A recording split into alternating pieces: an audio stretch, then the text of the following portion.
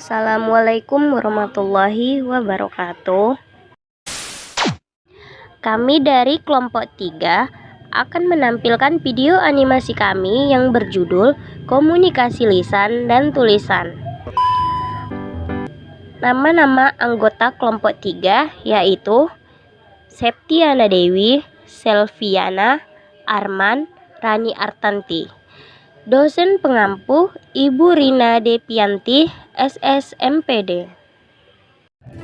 Mata kuliah Bahasa Indonesia, Program Studi Tadris Ilmu Pengetahuan Sosial, Universitas Islam Negeri Sumatera Utara. Selamat menyaksikan teman-teman. Pengertian komunikasi.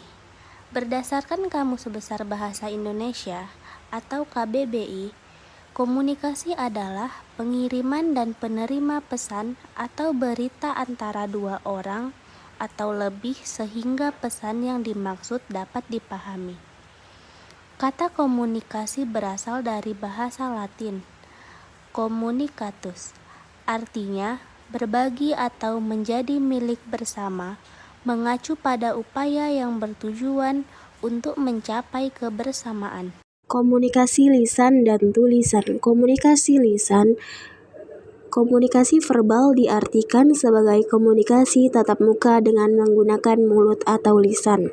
Dalam penyampaian informasi ketika berbicara dengan rekan kerja seperti tatap muka, rapat, dan percakapan melalui telepon.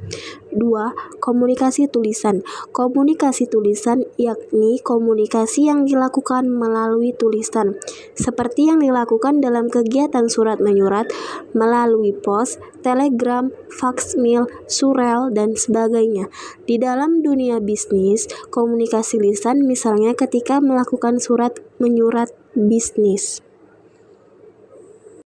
Jenis-jenis komunikasi. 1. Menurut cara penyampaiannya.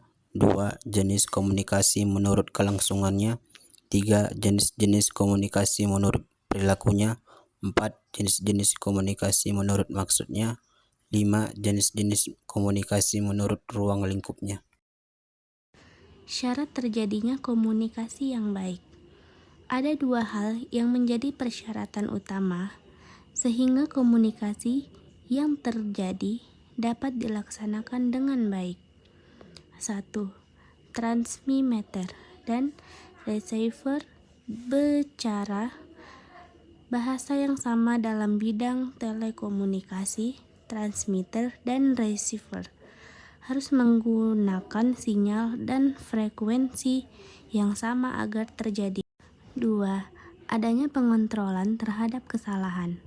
Untuk menghasilkan komunikasi yang baik, transmitter dan receiver harus memiliki pengontrolan terhadap kesalahan dan pengiriman pesan atau informasi.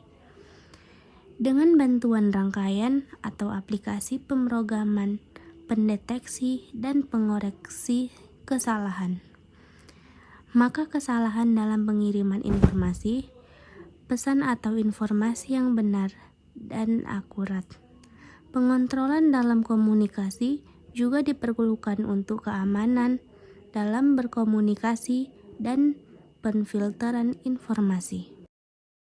Kesimpulan, komunikasi merupakan sebuah kegiatan berupa penyampaian informasi, baik itu pesan, ide, maupun gagasan dari satu pihak ke pihak lainnya. Biasanya aktivitas komunikasi ini dilakukan secara lisan maupun secara tertulis, sehingga memudahkan kedua belah pihak untuk saling mengerti. Komunikasi dibagi menjadi dua, yaitu komunikasi lisan dan tulisan. Perbedaan komunikasi lisan dan tulisan ialah komunikasi lisan dilakukan secara lisan, bisa melalui telepon, internet seperti video call atau bertemu secara langsung. Sedangkan komunikasi tertulis adalah komunikasi yang menggunakan surat elektronik, pesan singkat, ataupun media-media yang dapat membantu kelancaran komunikasi tertulis dan dibutuhkan skill membaca dan berkomunikasi dalam bahasa asing.